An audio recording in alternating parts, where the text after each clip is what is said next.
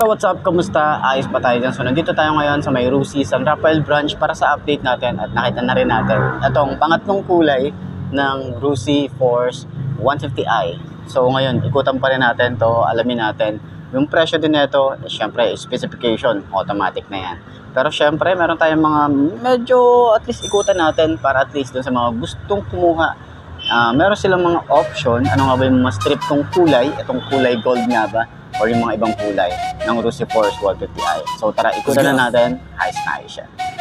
I got big dreams, I'ma do big things. Yeah, you see me on the big screen looking so clean. I don't move slow, I move fast, right past anybody taking life for granted, yeah, that's too bad. I'd be grateful for everything that I have. You only got this life, you don't get it back. Make the most of it, become the best that I can. Everybody look at me, I got a plan. You gotta work hard, play hard, do it from the start. Cause how you do anything.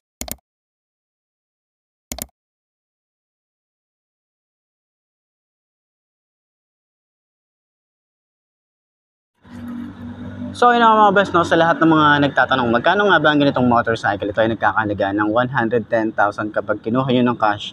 Siyempre available din yan sa installment at meron din silang rebate. Ilalagay ko na lang din yan sa screen nyo para at least meron tayong idea kung magkano nga ba ang ganitong motorcycle. So sa tingin nyo, sulit nga ba ngayong 2025 kapag kumuha ka ng ganitong motorcycle? At para dun sa mga nakabili na at mga na-experience na yung mga ganitong motorcycle, baka pwede nyong i-comment yan sa comment section. Ano nga ba yung mga naging experience nyo sa motor na to? Ayos yan, di ba? Thing is everything is on. Stay consistent and do it every day. Don't let fatigue get in your way. Cause 10% of something is better than nothing. You better do something if you wanna be something. I can feel my stomach rumbling, I'm hungry. Big things coming, I ain't bluffing. Yeah. No, I don't wanna stay the same, yeah. So I keep pushing through the pain, yeah. That's the only way to make a change, yeah. So I fight every day and train, yeah. It'll all be worth it. One day it'll all be worth it. So ayun nga, ngayon 2025, ito na yung pangatlong kulay ng Rusi Force 150i. So bago natin upuan yan, meron kasi mga nagtatanong at mga nagre-reklamo sa una nating video kung paano natin sinasara yung upuan. Kasi ako, nasanay talaga ako kay Rusi RFI na talagang ginaganon ko talaga siya. Kasi nga medyo mahirap siyang isara. So pakita natin. Sabi kasi nila nung una ay dapat dinidiin. Ganon, di ba? Dapat ginaganon daw. So kasi naman, ako kasi nasanay akong ganyan. So pag dinidiin lang natin ng ganyan, di ba?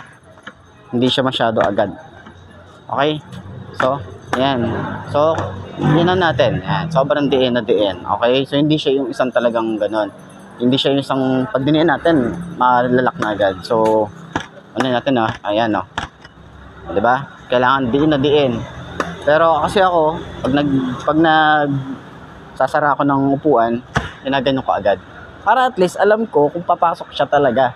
Isang puwersahan na lang, diba? Ganun tayo magsaray. So, hindi naman natin binabalatuba yung motor, pero ganun tayo magsara. Ganyan, no? Diba? Ganun. Para at least, pasok na pasok, diba? So, yun lang naman. Explain ko lang naman kung bakit ganun ako magsara. Okay, so 5'2" ang ating height. Yun, no? So, ganun yung itsura niya. Gusto ko yung pagkaka-side stand na ito kasi talagang parang safe na safe siya. So, kahit iwanan mo siya na nakaganyan sa mga parking, safe siya, hindi siya bubuwal. Kasi saktuhan yung pagkaka-bend niya. Tapos, ang kagandahan dito, yung kanyang side stand, yung ginamit dito talagang magandang quality ng metal. Ayan. So, 5'2" ang ating height. Yun, no? Ayan. Sobrang tingkayad, pero kaya natin i-manage. Pero mabigat talaga siya, halos kabigat siya ni RFI 175. Pero mas mabigat yata ng konti ito. Okay, compare kay RFI. So, pero gusto ko rito yung ano niya. Yung looks niya talaga maganda na. Okay? Pero sabi nga ng iba, overkill daw yung maraming ano dito, maraming parang carbon fiber finish. Okay, may carbon fiber finish dito sa harap, dito sa ating gitna, meron din dito sa gilid, meron din dito sa panggilid, meron din dito sa side, kahit dun sa fender meron. So sabi nga nila, overkill daw. Pero para sa akin, okay lang naman. Okay lang naman yung tsura niya. Kung talagang mahilig ka sa mga ganitong carbon fiber na looks. Okay, so marami kasi talagang motorcycle. Halos lahat nga ng fairings pinapa-carbon, 'di ba? So itong si Rusi, binigay na niya. At least, 'di ba, hindi ka na magpapa-carbon, okay? So yun na yun na yung pinaka-looks niya talaga. So yun lang naman, okay? So sa kanyang riding position, gusto ko yung itsura niya kasi halos kay RFI din yung datingan niya. Kasi hindi madulas yung kanyang floor. Ayan, yung flooring niya rito, hindi madulas. Okay? Yan, ano naman, yung upuan, naka-camelback na tayo rito. Yan, so sa akin medyo matagal naman bago nasira yung camelback nung upuan ko. Medyo nawala na kasi siya sa, ano tawag dito, nawala na siya dun sa tahi niya. Kaya medyo, yun yung ano ko ngayon. Kino-concern ko ngayon. Okay? So, sa shock niya, sobrang ganda ng shock na ito. So, sana lang talaga is umabot siya ng matagal. Kasi nga, yung kay RFI ko, nung unang taon, talagang sobrang ganda. Kahit nilaan ko pa siya, dinadaan ko pa siya sa mga lubak. Talagang no worries ako sa mga lubak. Pero ngayon kasi nung nasiraan siya ng knuckle bearing, yun, medyo naglaylo ako sa lubak. Turning radius, sobrang lawak na ito. Ayan, mas malawak siya compare kay RFI. Okay, so sa likod, ganda rin ng shock. Diba? Kita nyo naman yan. Pero yun na nga, para doon sa mga gustong bumili ng ganitong motorcycle, available na po rito sa may Rusi San Rafael branch. Marami silang unit dito, mga 4 yata yung available dito. So ayun, marami kayong pagpipilian dito. Baka nandito na yung trip yung kulay ng Rusi Force 150. Okay, so puntahan nyo na lang dito. Okay, so center stand natin, magaan din siya yung center stand. Yan, parang si RFI lang din. Ayos.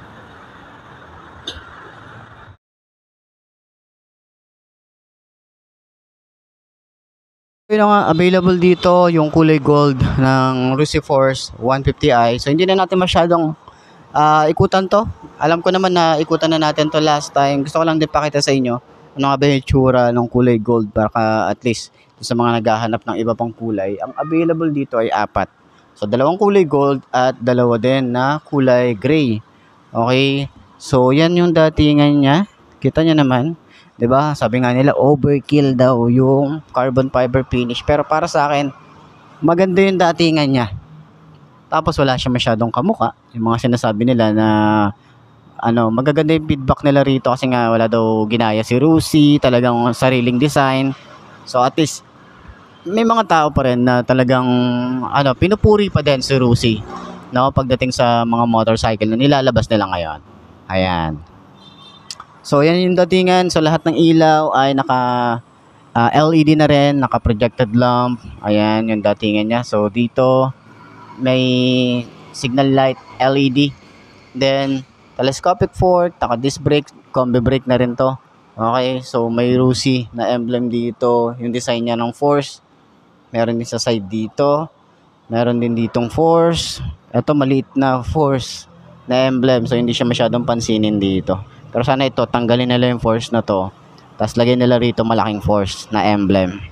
Okay? Tapos meron nakalagay dito, water cooled, 4 valves, electronic, fuel injected. Ayan, injection. Ayan. So, ito naman yung panel niya. Malay naman natin maglabas din si Rusi ng TFT display sa mga susunod na taon siguro. Ito, meron siya ritong USB charging port. 2 na rin pala yan. Ayan, meron tayong Type-C and meron tayong ordinary na USB. Ayan, so ito naman yung itsura ng ating ignition. Hindi ko talaga trip ito, para talaga siyang nasa pinto. Yung susian ng pinto, yung itsura Ewan ko, basta natatawa ako pag nakikita ko siya.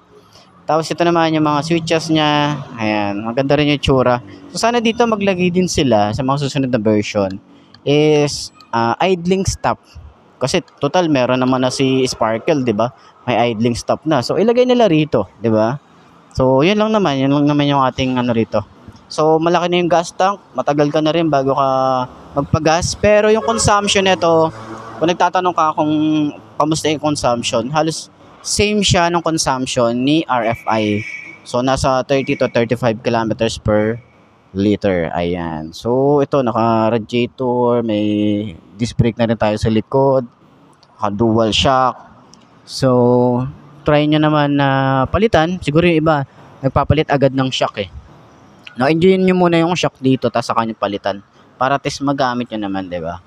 Yan, yung taillight niya, so may nag-concern din, may nagtatanong, hindi daw ba masisita ni LTO na kulay white yung taillight nito. So, yun din yung concern ko dyan.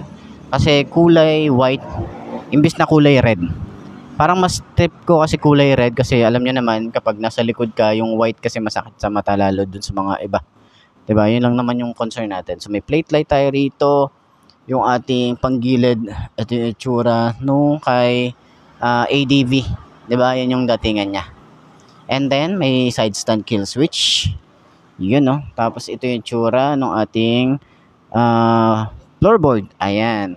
Okay? So, yun lang naman. Di ko na masyadong iikutan to kasi nakapag-walk around na tayo nito. Okay? So, puntahan nyo na lang dito sa mga gustong kumuha ng ganitong motorcycle. Ayos yan. So, ayun na mga best, no? Ito na ba ang motor na babagi sa'yo? Kung ito na nga ay markahan mo na at mag-subscribe ka na sa aking YouTube channel. I-click mo na rin yung notification bell para updated ka sa lahat ng videos na upload natin. Dito, araw-araw sila yung tatandaan. Wala sa brand na motor ang tatagal yan. Kundi na sa pag-aalaga mo yan, tatagal yan. Ayos na ayos yan. So, kita na lang ulit tayo bukas. I'm Mark D. Ciao. Maraming salamat sa inyo. Babush. Haha.